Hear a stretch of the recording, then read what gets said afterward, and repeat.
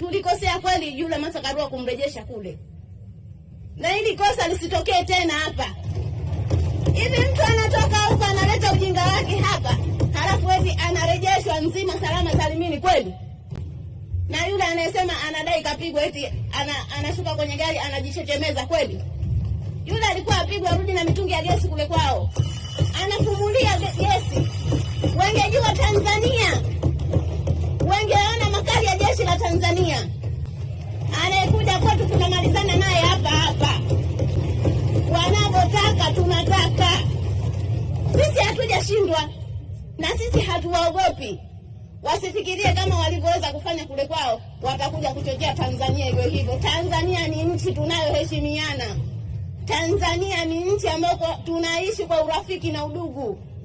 Sisi tunaheshimu sheria zetu.